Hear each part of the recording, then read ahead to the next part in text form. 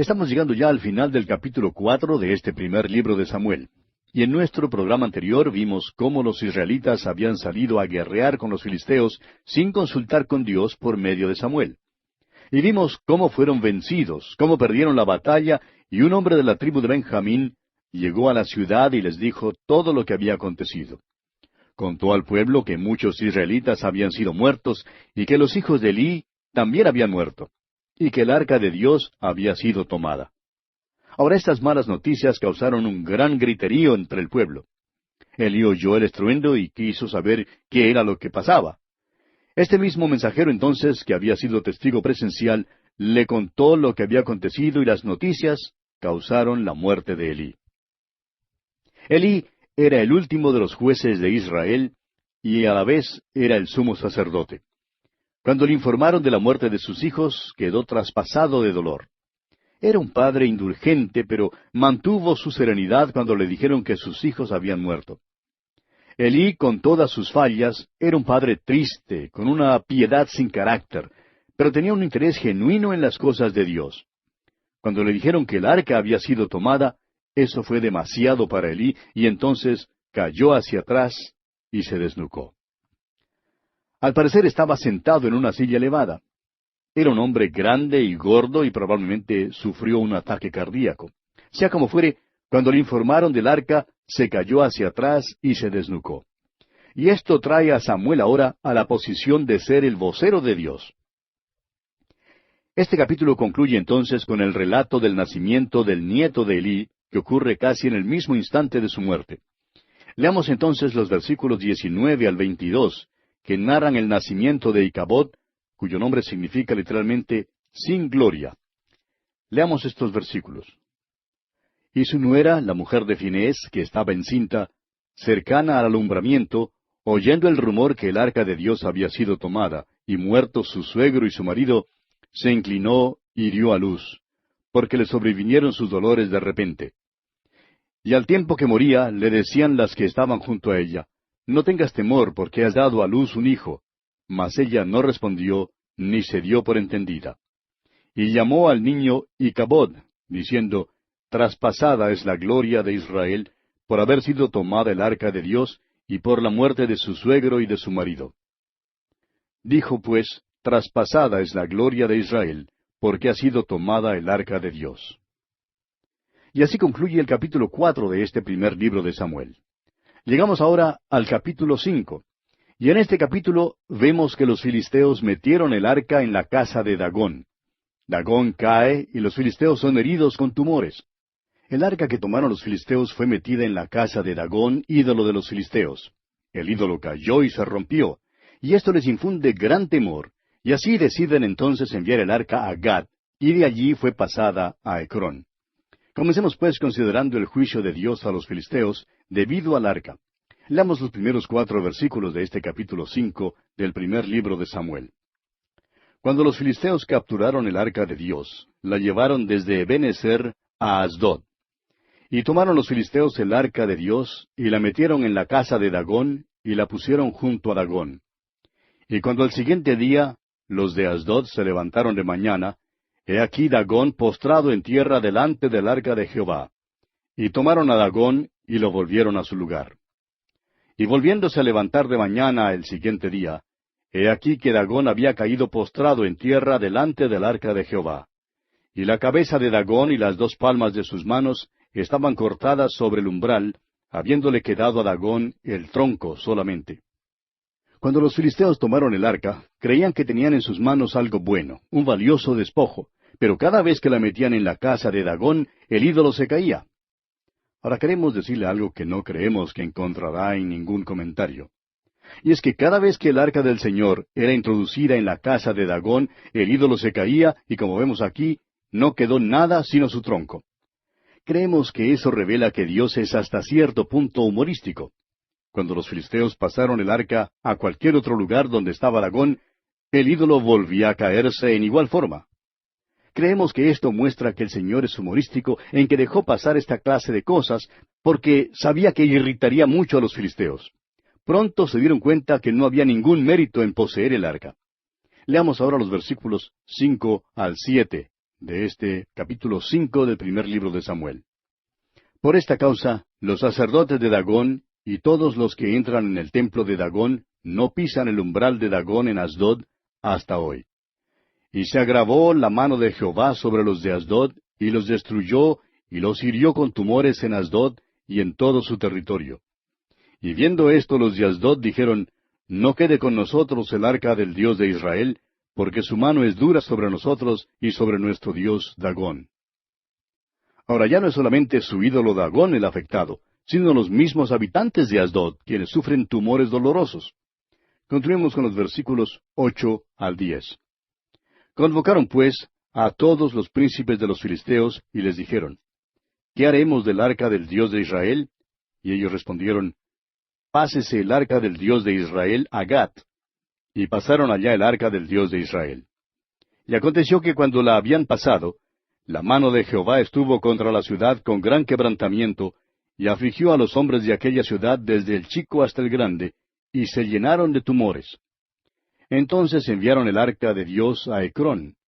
Y cuando el arca de Dios vino a Ecrón, los ecronitas dieron voces diciendo, han pasado a nosotros el arca del Dios de Israel para matarnos a nosotros y a nuestro pueblo. Los filisteos se hicieron una sola pregunta. ¿Qué haremos del arca del Dios de Israel? En el principio habían querido el arca, pero ahora podían ver claramente que seguiría causando dificultades mientras la retuvieran, y por eso ahora quieren librarse de ella. Primero deciden llevar el arca a Gat, y al poco rato los habitantes de esa ciudad también fueron heridos de tumores. Por tanto, mandan el arca al pueblo de Ecrón. Pero estos ya habían oído lo que había acontecido en las otras ciudades, de modo que dicen, han pasado a nosotros el arca del Dios de Israel para matarnos a nosotros y a nuestro pueblo. Ahora no deseamos ser irreverentes, amigo oyente, pero parece que todos se echan el muerto el uno al otro. Bueno, según los versículos siguientes, vemos que por último hubo una reunión de los príncipes de los filisteos, quienes llegaron a un acuerdo de devolver el arca a Israel. Leamos los dos últimos versículos de este capítulo 5 del primer libro de Samuel.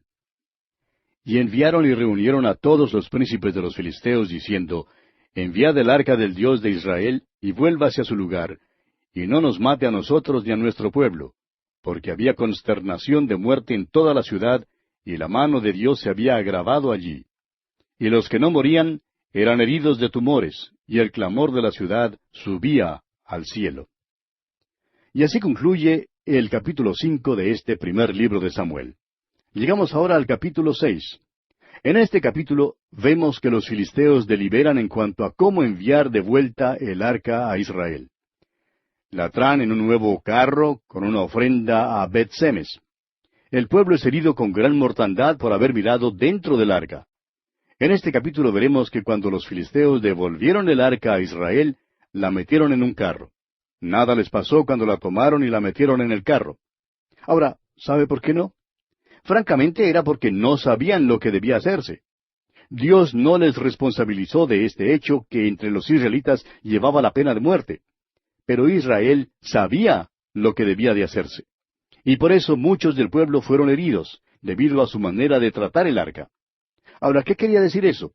Dios les estaba diciendo, vosotros sabéis lo que debe hacerse. Creemos que Dios responsabiliza a una persona por sus acciones. Cada persona será juzgada según la luz que haya recibido. Todos hemos recibido cierta cantidad de luz y seremos juzgados según hayamos vivido de acuerdo con esa luz. Ahora, esto no tiene nada que ver con la salvación eterna. El apóstol Pablo nos dice en su carta a los Romanos, capítulo 2, versículos 11 y 12, porque no hay acepción de personas para con Dios, porque todos los que sin ley han pecado, sin ley también perecerán, y todos los que bajo la ley han pecado, por la ley serán juzgados. La Biblia comprueba que no hay ningún hombre que viva de acuerdo con la luz que tenga. Hay una sola manera de ser salvo, y es poniendo la fe y confianza en la persona y en la obra del Señor Jesucristo. Entremos pues ahora en nuestro estudio directo de este capítulo 6 del primer libro de Samuel. El primer versículo de este capítulo 6 dice, estuvo el arca de Jehová en la tierra de los filisteos 7 meses. Dondequiera que ponían el arca cerca a un ídolo de Dagón, el ídolo se caía y se rompía. Todo lo que quedaba en pie era el tronco. y eso, por supuesto, no era un objeto muy satisfactorio para adorar. De modo que los de Gat tenían el arca, pero no querían tenerla. Y por eso la enviaron a Ecrón, y los de Ecrón también querían librarse de ella. Y leemos ahora en los versículos 2 al 4 de este capítulo 6 del primer libro de Samuel. Entonces los filisteos, llamando a los sacerdotes y adivinos, preguntaron, ¿qué haremos del arca de Jehová? Hacednos saber de qué manera la hemos de volver a enviar a su lugar. Ellos dijeron, si enviáis el arca del Dios de Israel, no la enviéis vacía, sino pagadle la expiación. Entonces seréis sanos, y conoceréis por qué no se apartó de vosotros su mano. Y ellos dijeron, ¿y qué será la expiación que le pagaremos? Ellos respondieron, conforme al número de los príncipes de los filisteos, 5 tumores de oro y 5 ratones de oro, porque una misma plaga ha afligido a todos vosotros y a vuestros príncipes. Los filisteos a toda costa querían librarse del arca, pero no estaban seguros de cómo debían enviarla de vuelta a Israel. Por eso consultaron con los sacerdotes y los adivinos, quienes les aconsejaron que no debían devolver el arca vacía. Les dijeron que tenían que enviar una ofrenda, y esa ofrenda nos da a conocer la vileza de la adoración pagana de los filisteos. Muchos se preguntan en cuanto al por qué Dios expulsó de su tierra a los filisteos. La tierra prometida estaba en la misma encrucijada del mundo, de modo que aquellos que la ocupaban influirían sobre los habitantes de todo el mundo. Dios los expulsó debido a sus malas y perversas maneras de adoración pagana. Su religión era tan vil que, no creemos conveniente ni siquiera mencionar por radio algunas de sus prácticas paganas. Para nosotros hoy en día es quizá difícil comprender cómo pueda alguien atreverse a enviar como ofrenda tallados que representen tumores o ratones. Sin embargo, aquí vemos que la ofrenda de los filisteos constaba de 5 tumores de oro y 5 ratones de oro. Creemos que esta ofrenda, pues, comprueba ampliamente la vileza de su adoración. Leamos ahora los versículos 5 hasta el 16 de este capítulo 6 del primer libro de Samuel. Haréis pues figura de vuestros tumores y de vuestros ratones que destruyen la tierra, y daréis gloria al Dios de Israel. Quizá aliviará su mano de sobre vosotros y de sobre vuestros dioses y de sobre vuestra tierra. ¿Por qué endurecéis vuestro corazón como los egipcios y Faraón endurecieron su corazón? Después que los había tratado así, ¿no los dejaron ir y se fueron? Haced pues ahora un carro nuevo, y tomad luego 2 vacas que críen, a las cuales no haya sido puesto yugo, y uncid las vacas al carro, y haced volver sus becerros de detrás de ellas a casa. Tomaréis luego el arca de Jehová, y la pondréis sobre el carro, y las joyas de oro que le habéis de pagar en ofrenda por la culpa, las pondréis en una caja al lado de ella, y la dejaréis que se vaya. Y observaréis, si sube por el camino de su tierra a Bet-Semes, él nos ha hecho este mal tan grande, y si no, sabremos que no es su mano la que nos ha herido, sino que esto ocurrió por accidente. Y aquellos hombres lo hicieron así, tomando 2 vacas que criaban, las uncieron al carro y encerraron en casa sus becerros. Luego pusieron el arca de Jehová sobre el carro, y la caja con los ratones de oro y las figuras de sus tumores. Y las vacas se encaminaron por el camino de Bet-Semes, y seguían camino recto, andando y bramando, sin apartarse ni a derecha ni a izquierda. Y los príncipes de los filisteos fueron tras ellas hasta el límite de Bet-Semes.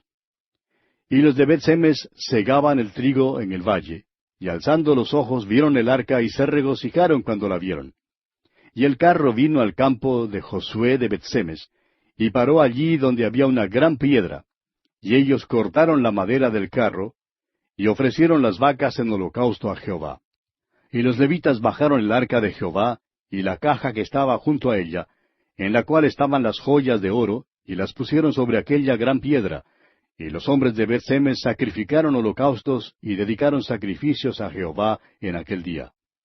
Cuando vieron esto, los 5 príncipes de los filisteos volvieron a Ecrón el mismo día. Los filisteos pusieron el arca y la caja que contenía los objetos viles de su adoración sobre el carro, y las vacas se encaminaron por el camino de Bet-Semes, y llegaron por fin al campo de Josué. Era el tiempo de la siega, y cuando los trabajadores en el campo vieron llegar el arca, se regocijaron. Ahora el arca es un cofre, eso es todo lo que siempre ha sido. Pero era en el lugar santísimo del tabernáculo donde se guardaba el arca, y era allí donde Dios se reunía con su pueblo. Pero ahora Israel sufrirá apuros porque Dios no se está reuniendo con ellos allí. Además, le está enseñando a su pueblo que no hay ningún mérito en un cofre. El mérito se encuentra solamente en Dios mismo. Ellos se habían apartado de Él. Es interesante notar, sin embargo, que los israelitas no aceptarían para ellos mismos la ofrenda que fue enviada por los filisteos. Pero por otra parte, el pueblo de Israel revela nuevamente el hecho de que todavía se encuentra lejos de Dios. Y por tanto, el juicio de Dios cae una vez más sobre los hombres de Bet-Semes. Leamos ahora los versículos 17 hasta el 21 de este capítulo 6 del primer libro de Samuel. Estos fueron los tumores de oro que pagaron los filisteos en expiación a Jehová: por Asdod 1, por Gaza 1, por Ascalón 1, por Gat 1, por Ecrón 1. Y los ratones de oro fueron conforme al número de todas las ciudades de los filisteos pertenecientes a los 5 príncipes, así las ciudades fortificadas como las aldeas sin muro. La gran piedra sobre la cual pusieron el arca de Jehová está en el campo de Josué de Bet-Semes hasta hoy. Entonces Dios hizo morir a los hombres de Bet-Semes, porque habían mirado dentro del arca de Jehová. Hizo morir del pueblo a 50,070 hombres, y lloró el pueblo porque Jehová lo había herido con tan gran mortandad. Y dijeron los de Bet-Semes: ¿Quién podrá estar delante de Jehová el Dios Santo? ¿A quién subirá desde nosotros? Y enviaron mensajeros a los habitantes de Kiriat Jearim, diciendo: Los filisteos han devuelto el arca de Jehová. Descended pues, y llevadla a vosotros. Cuando el arca fue devuelta a los israelitas, ellos enseguida tuvieron problemas con ella. Es que el interior del arca sólo podía ser visto por el sumo sacerdote, y él entraba en el lugar santísimo del tabernáculo solamente una vez al año. Allí era donde se guardaba el arca. Ahora los israelitas hacen precisamente lo que Dios les había prohibido hacer. Miraron dentro del arca. Ahora el problema no estaba en el hecho de que miraron dentro del arca y vieron algo, sino en que desobedecieron a Dios. Dios, por tanto, los juzgó. Luego la superstición tomó posesión de ellos y por esta razón enviaron un mensaje a los habitantes de Kiriat Jearim pidiendo que ellos vinieran para buscar el arca que los filisteos habían devuelto. El pueblo de Israel, pues, todavía no estaba listo para volverse a Dios. Y así concluye el capítulo 6 de este primer libro de Samuel. Nos encontramos ahora en el capítulo 7. Y en este capítulo vemos que el arca es traída a la casa de Abinadab. Los israelitas se arrepienten solemnemente. Los filisteos son vencidos y Samuel juzga a Israel. Después de pasar 20 años, Israel hizo los preparativos para recibir el arca. Israel por fin se convirtió de su adoración de los Baales y de Astarot para servir a Dios. Comencemos pues leyendo los primeros 2 versículos de este capítulo 7 del primer libro de Samuel. Vinieron los de Kiriat Jearim y llevaron el arca de Jehová, y la pusieron en casa de Abinadab, situada en el collado. Y santificaron a Eleazar su hijo, para que guardase el arca de Jehová. Desde el día que llegó el arca a Kiriat Jearim pasaron muchos días, 20 años, y toda la casa de Israel lamentaba en pos de Jehová. Después de pasar 20 años, los israelitas empiezan a volverse a Dios. También se convierten de los Baales y de Astarot. Por fin llegaron al lugar donde estaban dispuestos a buscar a Dios. Amigo oyente, en este tiempo en que vivimos, parece haber un interés renovado en la palabra de Dios. Es nuestra firme convicción que el pueblo de Dios necesita volverse a la Biblia. Es por esto que tratamos de enseñar toda la palabra de Dios y no solo unos pocos libros o pasajes aislados. Creemos que todos los 66 libros constituyen la Biblia, y no solamente Juan 3:16. Deseamos enseñarla toda y no solamente lo que nos gusta a nosotros. Toda la Santa Escritura, desde el Génesis hasta el Apocalipsis, y desde Dan hasta Beerseba, es la palabra de Dios. Creemos en su integridad y en su infalibilidad, y en el hecho de que necesitamos volvernos a sus enseñanzas.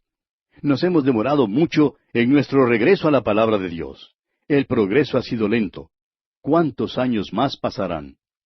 Muchos hoy en día se cansan de escuchar a los políticos que hacen promesa tras promesa sin cumplirlas. Aunque hacen muchas promesas, no las pueden cumplir.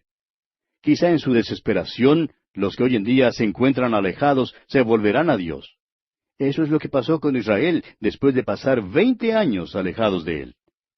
Continuemos leyendo los versículos 3 y 4 de este capítulo 7 del primer libro de Samuel.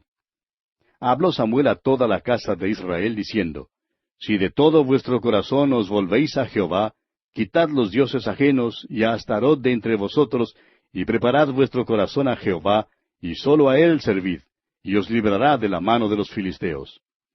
Entonces los hijos de Israel quitaron a los Baales y a Astarot, y sirvieron sólo a Jehová. Este en verdad es el principio del gran ministerio de Samuel. Los israelitas se hallaban sumidos en la idolatría. Se habían apartado del Dios vivo y verdadero. Habían sido derrotados en tantas batallas y ahora estaban sumamente desarrollados. Ahora, con mucha lamentación, comienzan a ir en pos del Señor. Nosotros, amigo oyente, también necesitamos volvernos al Señor. Hay gran hambre en el corazón de muchos pródigos que se hallan lejos en la provincia apartada, quienes dicen, nos cansamos de comer las algarrobas que los cerdos comen. Queremos volvernos a la casa del Padre. Pues bien, necesitan pasar por la puerta de la palabra de Dios. Leamos ahora los versículos 5 y 6 de este capítulo 7 del primer libro de Samuel. Y Samuel dijo, Reunid a todo Israel en Mizpa, y yo oraré por vosotros a Jehová. Y se reunieron en Mizpa, y sacaron agua, y la derramaron delante de Jehová. Y ayunaron aquel día y dijeron allí, Contra Jehová hemos pecado. Y juzgó Samuel a los hijos de Israel en Mizpa. Samuel no es solamente profeta de Israel, sino también juez de la nación. Aquí vemos a Israel convirtiéndose de los falsos dioses al Dios verdadero. Este hombre Samuel está orando por ellos y ellos confiesan sus pecados. Este es el camino de regreso para el pueblo de Dios. No creemos que haya otro camino de regreso. Oímos mucho acerca de toda clase de métodos hoy en día que se supone serán bendecidos por Dios. Pero, amigo oyente, lo que hace falta que el pueblo de Dios haga es que se vuelva a Dios confesando sus pecados. Es necesario verse a la luz de la palabra de Dios. Si usted, amigo oyente, se ve que está destituido de la gloria de Dios, como dice el apóstol Pablo, allá en su carta a los Romanos capítulo 3, versículo 23, entonces también le será posible ver que la sangre de Jesucristo su Hijo seguirá limpiándole de toda maldad, como lo expone el apóstol Juan en su primera carta, capítulo 1, versículo 9. La confesión de pecado restaurará la comunión. Y aquí, amigo oyente, vamos a detenernos por hoy, porque nuestro tiempo ya se ha agotado.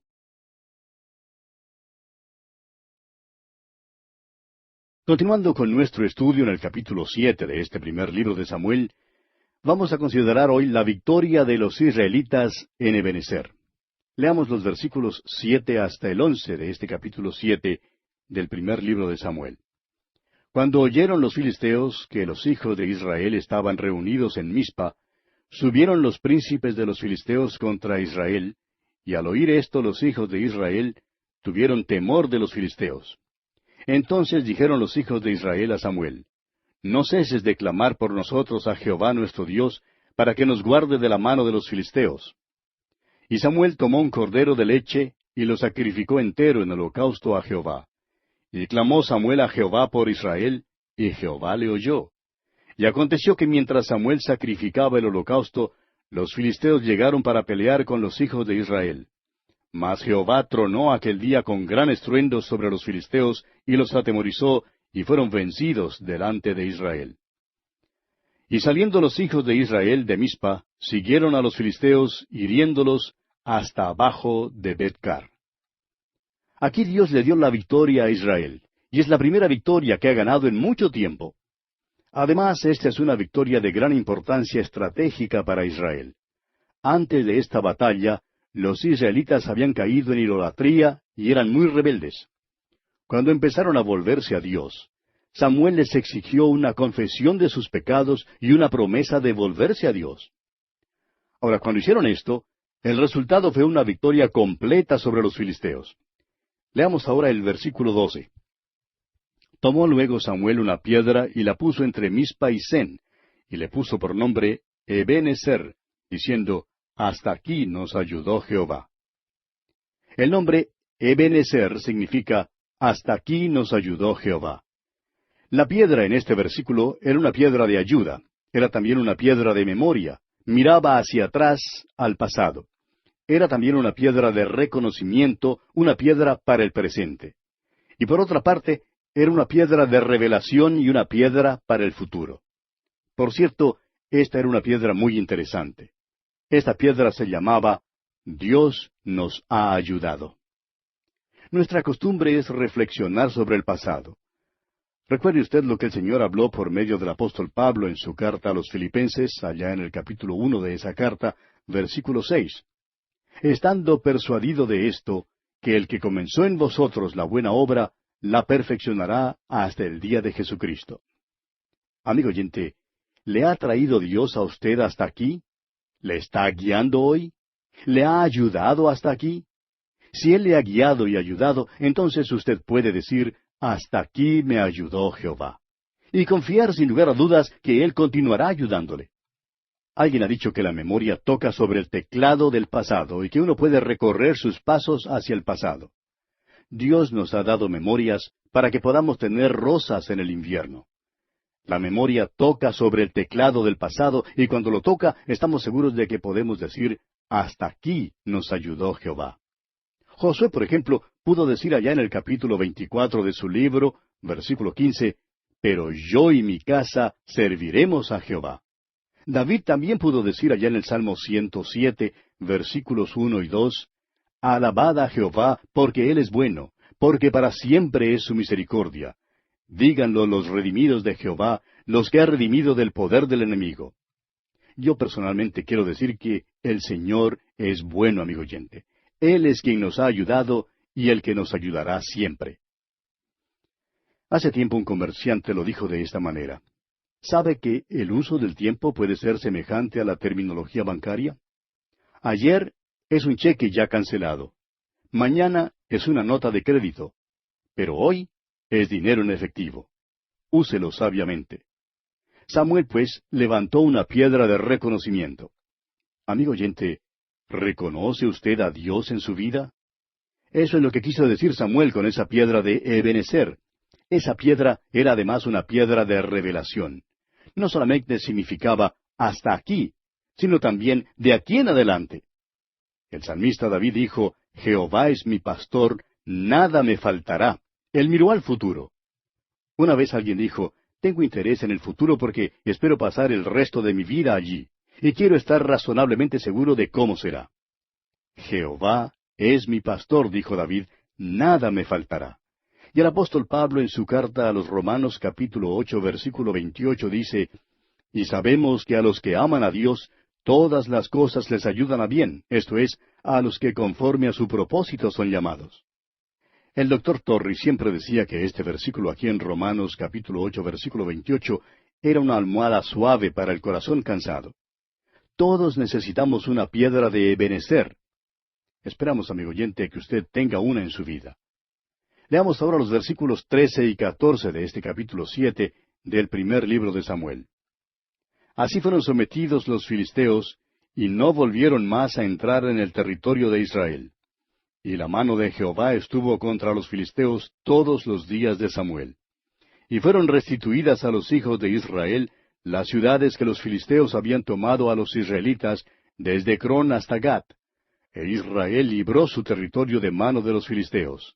Y hubo paz entre Israel y el amorreo. Creemos que se puede decir que desde entonces y en adelante, los filisteos nunca más fueron los enemigos tan dominantes ni formidables como lo eran antes de esta batalla. Esta era una batalla de suma importancia histórica, y por eso se erigió esta piedra en memoria de ella. Este monumento fue erigido a unos 2 kilómetros al noroeste de Jerusalén y a la vista de la ciudad. Leamos ahora los versículos 15 al 17, los últimos versículos de este capítulo 7 del primer libro de Samuel. Y juzgó Samuel a todo Israel el tiempo que vivió. Y todos los años iba y daba vuelta a Betel, a Gilgal y a Mizpa, y juzgaba a Israel en todos estos lugares. Después volvía a Ramá, porque allí estaba su casa, y allí juzgaba a Israel, y edificó allí un altar a Jehová. Esta es la historia. Samuel es ahora profeta y juez de Israel. Podríamos decir que era un juez viajero, pues él iba de Betel hasta Gilgal y a Mizpa y así sucesivamente. Estos lugares mencionados se encuentran en la región al norte de Jerusalén. Y así, amigo oyente, concluimos nuestro estudio del capítulo 7 del primer libro de Samuel. Y llegamos ahora al capítulo 8. En este capítulo 8 veremos que debido a la administración corrupta de los hijos de Samuel, los israelitas ahora piden un rey. Samuel ora con sentimiento y es consolado por Dios. Y Samuel cuenta al pueblo cómo será tener un rey. Las palabras del profeta Oseas en el capítulo 13 de su profecía, versículo 11, pueden escribirse sobre el resto del primer libro de Samuel. Dice allá en el capítulo 13 de Oseas, «Te di rey en mi furor, y te lo quité en mi ira». Samuel se equivocó en nombrar a sus propios hijos como jueces para sucederle. Eran totalmente indignos e incompetentes. Demuestran que Samuel fracasó como padre. El pueblo de Israel demandó tener un rey y rechazó la autoridad de Dios y de Samuel.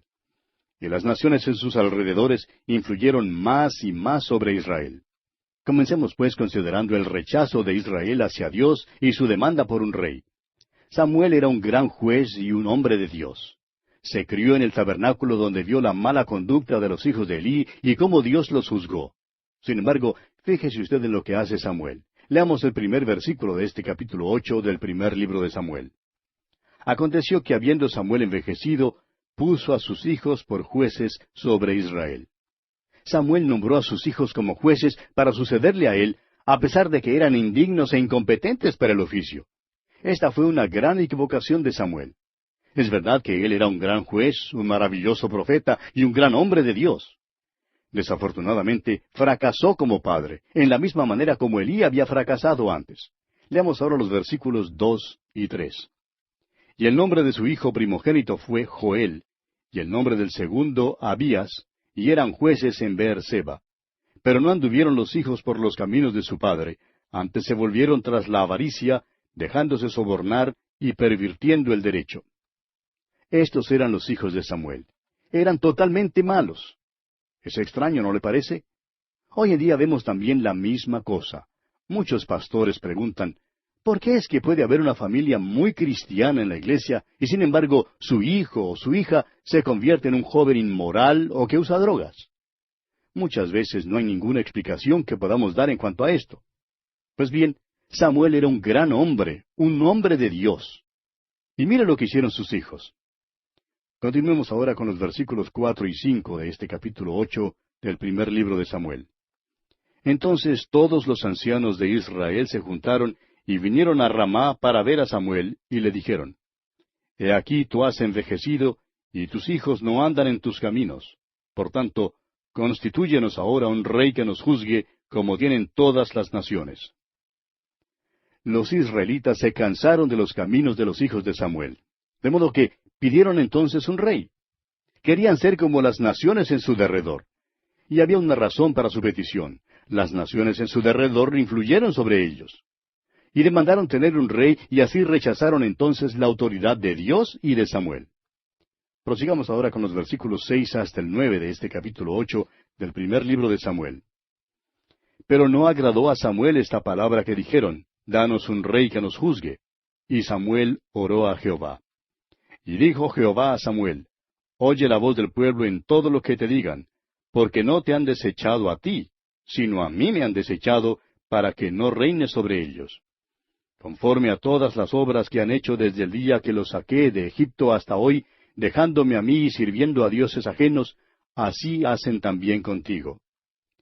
Ahora pues oye su voz, mas protesta solemnemente contra ellos, y muéstrales cómo les tratará el rey que reinará sobre ellos. El hecho de que Samuel hizo jueces a sus hijos le dio al pueblo una excusa para pedir un rey. Pero Dios le dice a Samuel que Israel en verdad no le está desechando a él, sino a Dios mismo como su rey.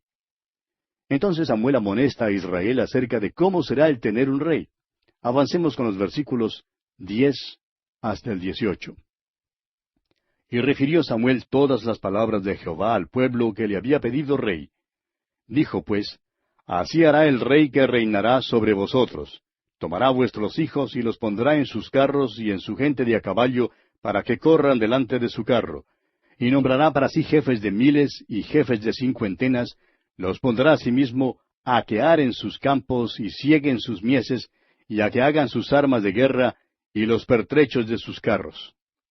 Tomará también a vuestras hijas para que sean perfumadoras, cocineras y amasadoras.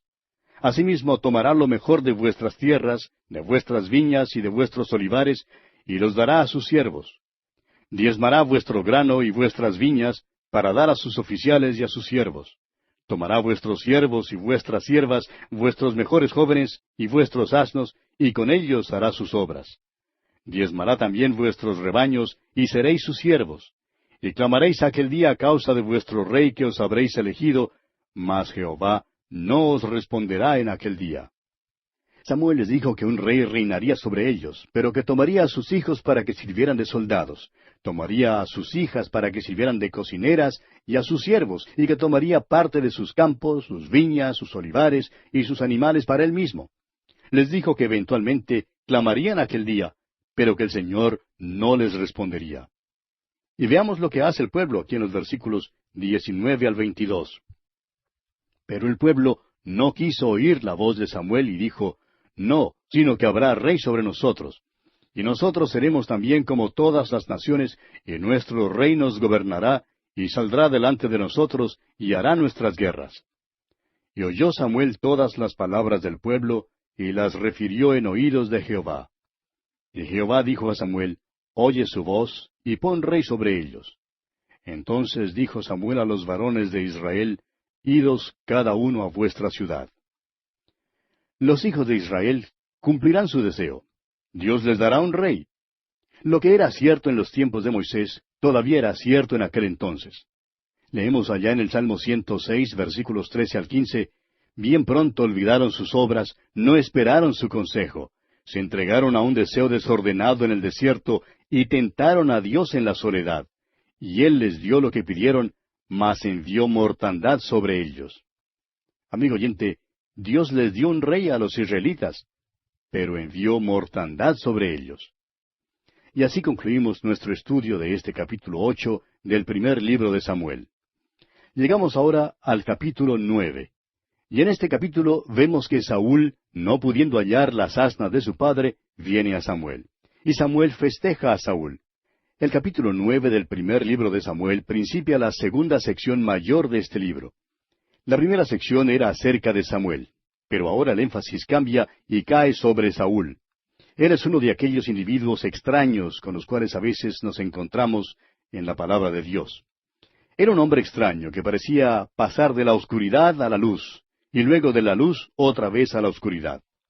Saúl también era un hombre difícil de entender y de interpretar. Tenemos la misma dificultad con Judas Iscariote. ¿Y qué le parece a usted Demas, quien era compañero del apóstol Pablo? Y llamado por Pablo su colaborador allá en su carta a Filemón, versículo 24. Más tarde, Demas se menciona en la segunda carta del apóstol Pablo a Timoteo, capítulo 4, versículo 10, como habiendo desamparado a Pablo porque amaba a este mundo. No podemos aquí darle ninguna declaración dogmática en cuanto a si Demas fue salvo o perdido. Estos son personajes extraños que pasan a través de las páginas de la Escritura. Salen a la luz, pero así como la marmota, ven sus sombras y se vuelven a la oscuridad. Ahora, Saúl no es rey cuando primero lo conocemos.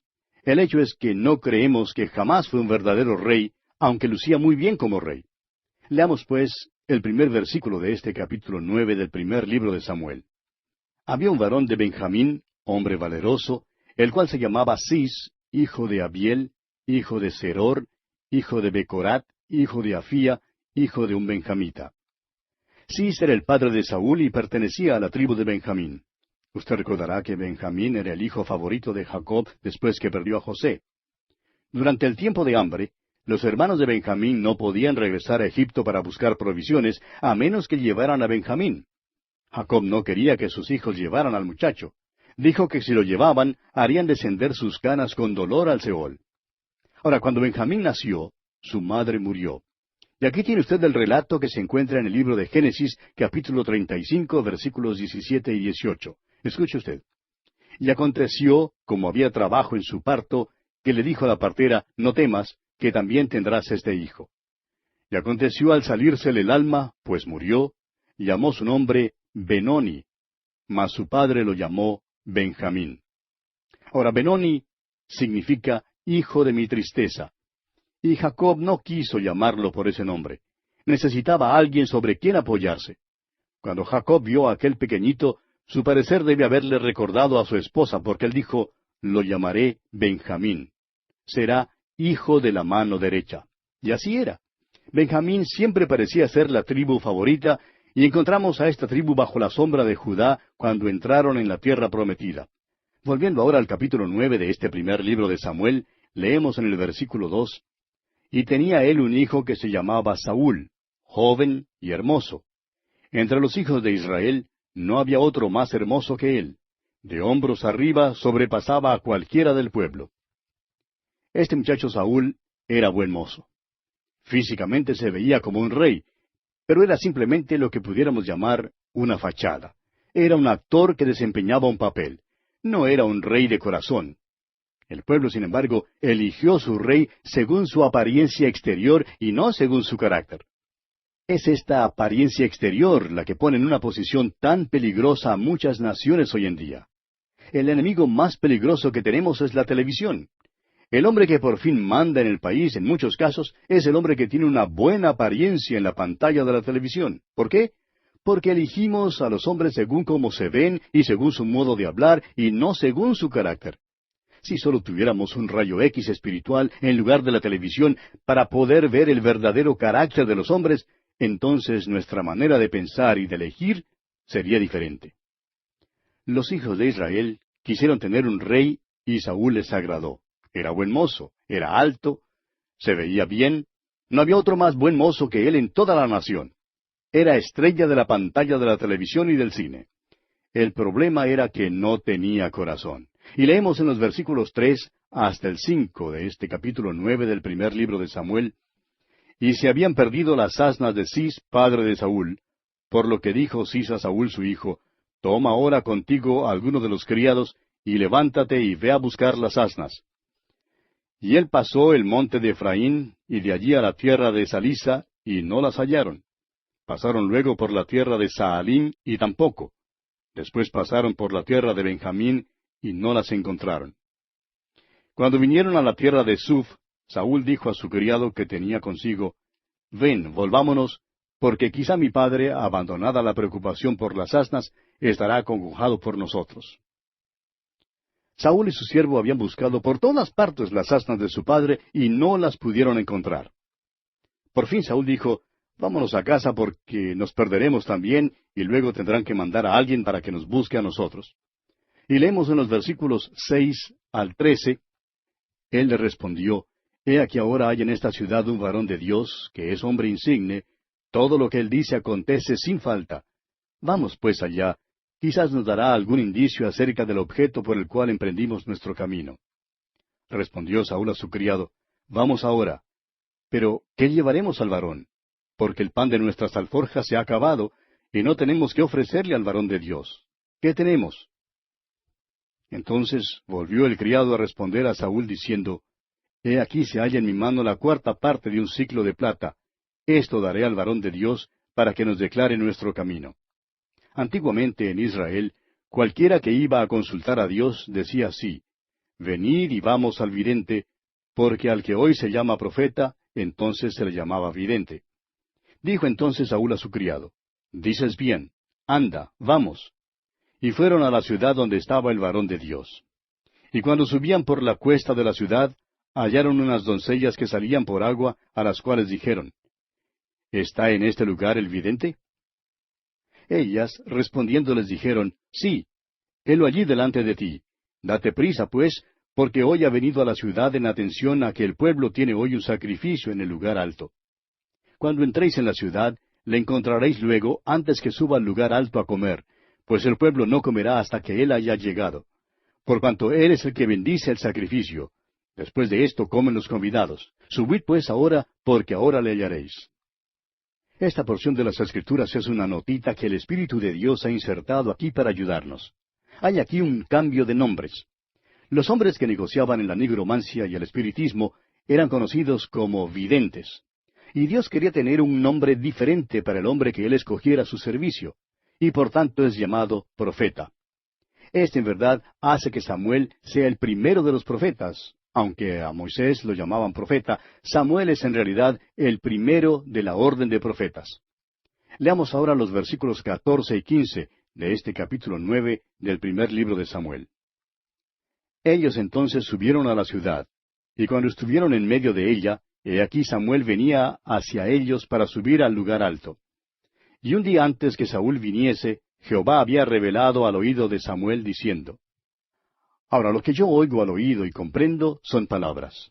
Eso es lo único que tiene sentido. Y lo que Samuel oyó fueron palabras. Continuamos hoy estudiando el capítulo 9 de este primer libro de Samuel. Y en nuestro programa anterior decíamos que el día anterior a su llegada, Dios le había avisado a Samuel al oído que Saúl venía. Ahora muchas veces se ha hecho la pregunta, exactamente cómo se comunicaba Dios en el Antiguo Testamento cuando dice, y Jehová habló. Bueno, creemos que cuando dice que Jehová habló, fue ni más ni menos que Él habló. Así es como se comunicaba. Se comunicó usando palabras habladas. Son las palabras de las Escrituras las que son inspiradas y no los pensamientos. Dijimos que el versículo 15 nos daba un indicio de cómo Dios se comunicaba, cuando dice, Jehová había revelado al oído de Samuel, diciendo. Ahora lo que yo oigo al oído y comprendo son palabras. Eso es lo único que tiene sentido. Y lo que Samuel oyó fueron palabras.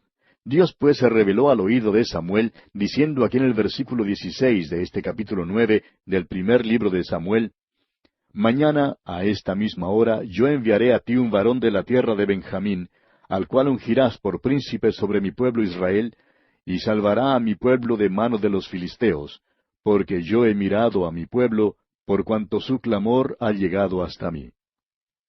Muchas veces Dios contesta a nuestras peticiones, aun cuando no es lo mejor para nosotros. Sin embargo, porfiamos en clamar al Señor pidiéndole lo que queremos, y por fin hace por nosotros lo que hizo por Israel. Nos da lo que pedimos. Cuando los israelitas vagaban en el desierto, clamaron pidiendo carne, y Dios les dio carne, pero envió mortandad sobre ellos. Es por eso que la oración debe ser elevada en el nombre de Cristo, lo que quiere decir que debe pedirse según su voluntad y para su gloria. Todas las peticiones deben depender de este factor tan importante. Leamos ahora el versículo 17. Y luego que Samuel vio a Saúl, Jehová le dijo, He aquí este es el varón del cual te hablé, éste gobernará a mi pueblo. Dios les concedió lo que pidieron y les dio un rey. Saúl fue un hombre que hasta hizo mella sobre Samuel. Veremos que Samuel lo estimó en gran manera y sintió mucho el hecho de que no salió bien. Continuemos con los versículos 18 hasta el 20 de este capítulo 9 del primer libro de Samuel. Acercándose pues Saúl a Samuel en medio de la puerta, le dijo, Te ruego que me enseñes dónde está la casa del vidente.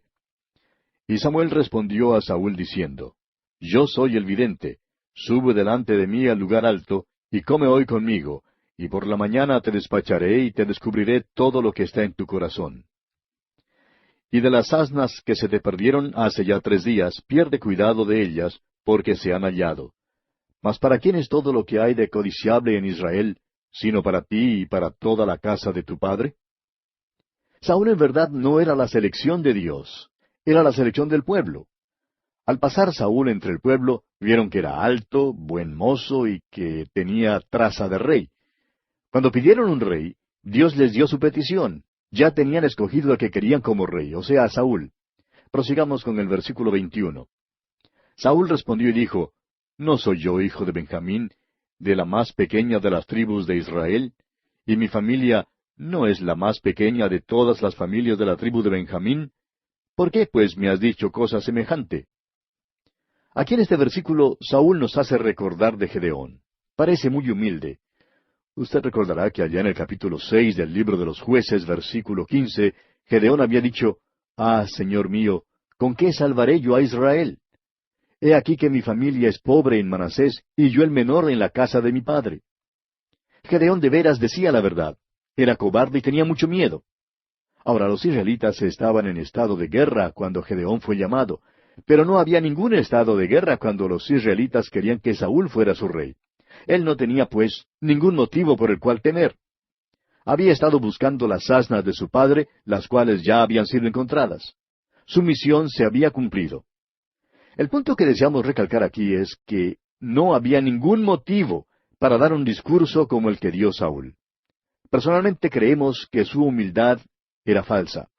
Creemos que Saúl bien creía que él era quien debía y podía ser el rey. Leamos ahora el versículo 22. Entonces Samuel tomó a Saúl y a su criado, los introdujo a la sala y les dio lugar a la cabecera de los convidados, que eran unos 30 hombres. Al parecer, Samuel ha convocado a un grupo de líderes. Sigamos adelante con los versículos 23 al 27 de este capítulo 9 del primer libro de Samuel. Y dijo Samuel al cocinero, trae acá la porción que te di, la cual te dije que guardases aparte. Entonces alzó el cocinero una espaldilla con lo que estaba sobre ella, y la puso delante de Saúl. Y Samuel dijo, He aquí lo que estaba reservado, ponlo delante de ti y come, porque para esta ocasión se te guardó, cuando dije, Yo he convidado al pueblo. Y Saúl comió aquel día con Samuel. Y cuando hubieron descendido del lugar alto a la ciudad, él habló con Saúl en el terrado. Al otro día madrugaron, y al despuntar el alba, Samuel llamó a Saúl, que estaba en el terrado, y dijo, Levántate para que te despida. Luego se levantó Saúl, y salieron ambos, él y Samuel. Y descendiendo ellos al extremo de la ciudad, dijo Samuel a Saúl, Di al criado que se adelante. Y se adelantó el criado, mas espera tú un poco, para que te declare la palabra de Dios. Tenemos aquí la formalidad que llevaron a cabo. Primero, Saúl comió con Samuel aquel día. Luego hubo una conferencia pública. Entonces, al día siguiente, los dos hombres hablaron a solas. Sin duda, Samuel habló al futuro rey acerca de la necesidad de un líder, el cual sería totalmente dedicado al Señor y a su programa. Y pasamos así al capítulo 10 de este primer libro de Samuel. En este capítulo, Samuel unge a Saúl como rey. Lo confirma, prediciendo 3 señales. El corazón de Saúl es cambiado, y él profetiza y encubre de su tío el asunto del reino. Y por último, Saúl es designado rey en Mizpa. Ahora, ¿era Saúl un hombre convertido a Dios? Los versículos 6 y 10 que describen cómo Saúl profetizó en el poder del Espíritu de Dios no constituyen la prueba final. El Espíritu de Dios vino también sobre Balaam, pero él no era un hombre convertido. Los eventos subsiguientes en la vida de Saúl parecen indicar que no era un hombre convertido. El versículo 9 no quiere decir que él tenía un nuevo corazón, sino otro corazón. Dios lo equipó en forma especial para el oficio de rey. La acogida de Saúl por el pueblo como su rey constituyó su rechazo de Dios, como lo veremos en el versículo 19. La conducta de Saúl en el versículo 22 es evidencia de su modestia falsa. El versículo 25 da el mensaje del primer libro de Samuel. Dice, Samuel recitó luego al pueblo las leyes del reino, y las escribió en un libro, el cual guardó delante de Jehová. Y envió Samuel a todo el pueblo, cada uno a su casa. Comencemos pues considerando la elección de Saúl como rey. Leamos el primer versículo de este capítulo 10 del primer libro de Samuel. Tomando entonces Samuel una redoma de aceite, la derramó sobre su cabeza y lo besó y le dijo, ¿No te ha ungido Jehová por príncipe sobre su pueblo? Samuel unge a Saúl como rey y luego lo besa, lo cual probablemente fue un acto demostrando su afecto personal por Saúl. Luego el versículo 2 nos dice, Hoy, después que te hayas apartado de mí, hallarás 2 hombres junto al sepulcro de Raquel en el territorio de Benjamín, en Selsa, los cuales te dirán, Las asnas que habías ido a buscar se han hallado.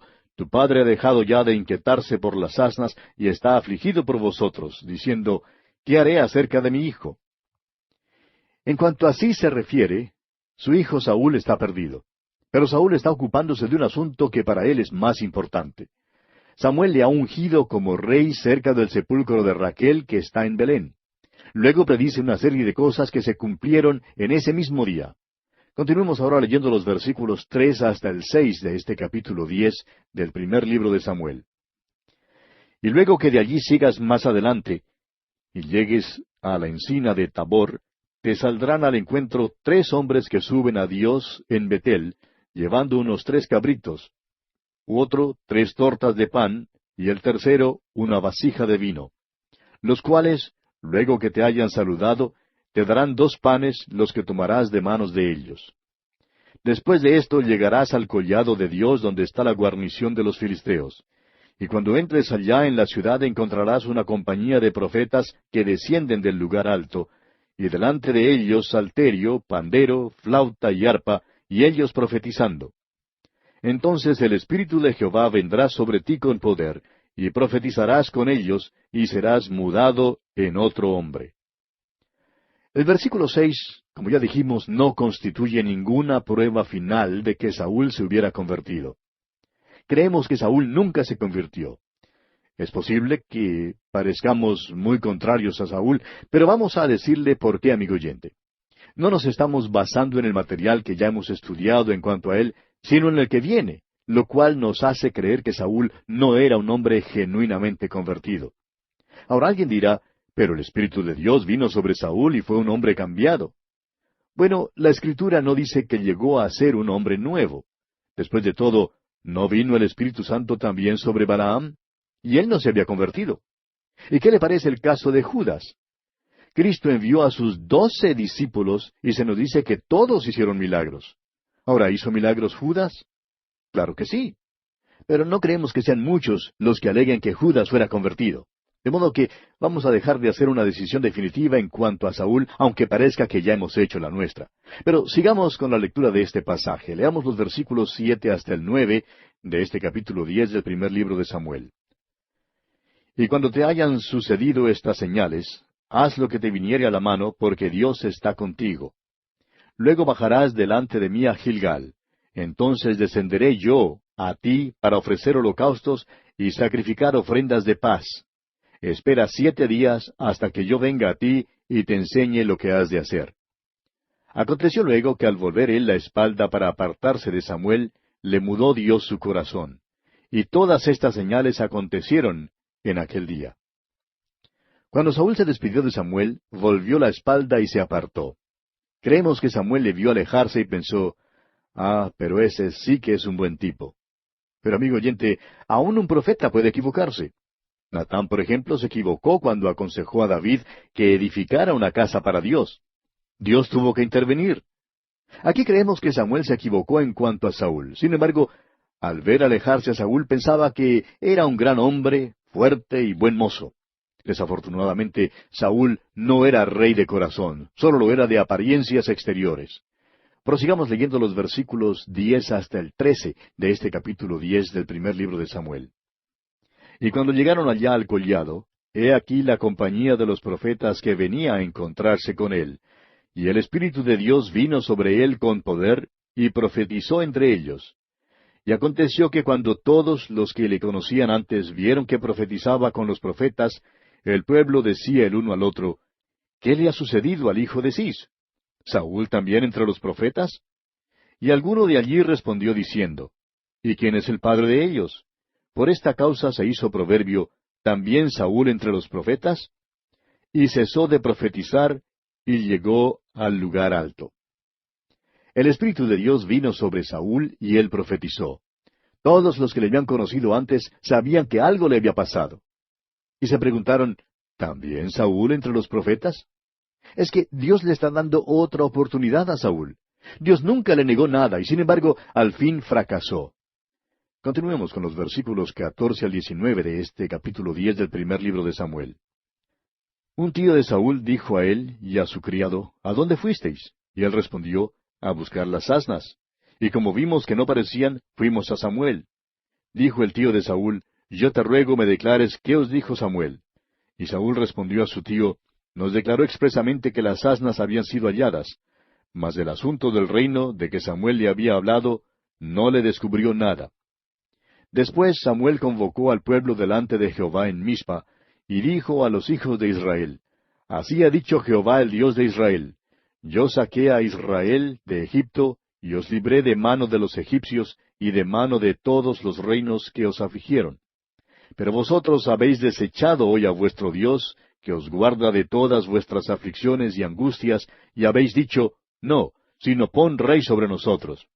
Ahora pues, presentaos delante de Jehová por vuestras tribus y por vuestros millares. Los hijos de Israel pidieron un rey y eligieron a Saúl. Lo que debemos notar aquí es su acogida de Saúl como rey y su rechazo de Dios. Esto significó en efecto que volvieron sus espaldas a Dios.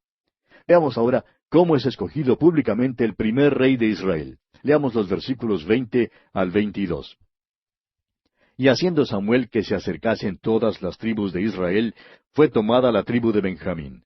E hizo llegar la tribu de Benjamín por sus familias, y fue tomada la familia de Matri, y de ella fue tomado Saúl, hijo de Cis. Y le buscaron, pero no fue hallado. Preguntaron pues otra vez a Jehová si aún no había venido allí aquel varón. Y respondió Jehová, He aquí que él está escondido entre el bagaje. Cuando llegó la hora para que Samuel presentara a Saúl al pueblo como su rey, no lo podían encontrar. Este gran hombre Saúl se portó exactamente como se porta un bebé o un pequeñuelo. Pues vemos que corrió y se escondió, y tuvieron que encontrarlo y sacarlo. Leamos lo que dice aquí el versículo 23 ahora. Entonces corrieron y lo trajeron de allí, y puesto en medio del pueblo, desde los hombros arriba era más alto que todo el pueblo. Permítanos decir una vez más, amigo oyente, que esta es evidencia de una modestia falsa. El aceite de la unción ya había sido echado sobre él, y si se le había dado la oportunidad de ser rey y servir a Dios, pues debió salir y portarse abiertamente como un rey. Veamos ahora los versículos 24 al 27 de este capítulo 10 del primer libro de Samuel. Y Samuel dijo a todo el pueblo, ¿Habéis visto al que ha elegido Jehová, que no hay semejante a él en todo el pueblo? Entonces el pueblo clamó con alegría diciendo, ¡Viva el rey! Samuel recitó luego al pueblo las leyes del reino y las escribió en un libro, el cual guardó delante de Jehová. Y envió Samuel a todo el pueblo, cada uno a su casa. Saúl también se fue a su casa en Gabaa, y fueron con él los hombres de guerra cuyos corazones Dios había tocado. Pero algunos perversos dijeron, ¿Cómo nos ha de salvar éste? Y le tuvieron en poco, y no le trajeron presente, mas él disimuló. Cuando por fin encontraron a Saúl y lo sacaron, fue la primera vez en Israel que jamás se voceaba, ¡Viva el rey! Luego Samuel les explicó a los israelitas el modo de obrar en el reino, y lo escribió en un libro. Ahora, basados en esto, creemos que Samuel escribió por lo menos la primera parte del primer libro de Samuel. Ahora, este capítulo 10 concluye con una nota discordante. Desde un principio Saúl tuvo sus enemigos, hombres que no estaban dispuestos a someterse a su autoridad como rey. Dice aquí el versículo 27, pero algunos perversos dijeron, ¿Cómo nos ha de salvar éste? Y le tuvieron en poco, y no le trajeron presente, mas él disimuló. Y así llegamos al capítulo 11 de este primer libro de Samuel. En este capítulo, Naas ofrece al pueblo de Jabes de Galaad una alianza con terribles condiciones. Envían mensajeros y son libertados por Saúl. Y Saúl es así confirmado como rey. En el capítulo 10 dijimos algunas cosas algo duras en cuanto al rey Saúl, aunque parecía que no tuviéramos suficientes motivos para decirlas en ese momento. Toda la evidencia que teníamos era una sospecha vigorosa de que Saúl no era genuino. Habría sido un buen actor, pero no un buen rey, aunque es verdad que comenzó bien. Veamos, pues, los primeros 3 versículos de este capítulo 11 del primer libro de Samuel. Después subió Naas amonita y acampó contra Jabes de Galaad. Y todos los de Jabes dijeron a Naas, haz alianza con nosotros y te serviremos. Y Naas amonita les respondió, con esta condición haré alianza con vosotros, que a cada uno de todos vosotros saque el ojo derecho, y ponga esta afrenta sobre todo Israel. Entonces los ancianos de Jabes le dijeron, danos 7 días para que enviemos mensajeros por todo el territorio de Israel, y si no hay nadie que nos defienda, saldremos a ti. Esta demanda de Naas a los hombres de Jabes era sumamente violenta y repugnante. Necesitaban ser libertados. Leamos ahora los versículos 4 hasta el 7. Llegando los mensajeros a Gabaa de Saúl, dijeron estas palabras en oídos del pueblo, y todo el pueblo alzó su voz y lloró. Y he aquí Saúl que venía del campo, tras los bueyes, y dijo Saúl, ¿qué tiene el pueblo que llora? Y le contaron las palabras de los hombres de Jabes. Al oír Saúl estas palabras, el Espíritu de Dios vino sobre él con poder, y él se encendió en ira en gran manera. Y tomando un par de bueyes, los cortó en trozos, y los envió por todo el territorio de Israel, por medio de mensajeros, diciendo, Así se hará con los bueyes del que no saliere en pos de Saúl y en pos de Samuel. Y cayó temor de Jehová sobre el pueblo, y salieron como un solo hombre. Ahora fíjese usted cómo Saúl se identifica con Samuel. No creemos que en ese tiempo solo el nombre de Saúl valdría. Sin embargo, cuando Saúl pidió que el pueblo saliera y unió su nombre con el nombre de Samuel, el pueblo entonces salió. También salieron debido a los temores. Tenían miedo de lo que Saúl hiciera con sus bueyes si se quedaban en casa, y también de lo que los amonitas les hicieran. Continuemos en los versículos 8 al 11 de este capítulo 11 de este primer libro de Samuel. Y los contó en Besec, y fueron los hijos de Israel 300,000, y 30,000 los hombres de Judá. Y respondieron a los mensajeros que habían venido, Así diréis a los de Jabes de Galaad, Mañana al calentar el sol seréis liberados. Y vinieron los mensajeros y lo anunciaron a los de Jabes, los cuales se alegraron. Y los de Jabes dijeron a los enemigos, Mañana saldremos a vosotros, para que hagáis con nosotros todo lo que bien os pareciere. Aconteció que el día siguiente dispuso Saúl al pueblo en 3 compañías, y entraron en medio del campamento a la vigilia de la mañana, e hirieron a los amonitas hasta que el día calentó. Y los que quedaron fueron dispersos, de tal manera que no quedaron 2 de ellos juntos. Saúl dividió a sus hombres en 3 compañías.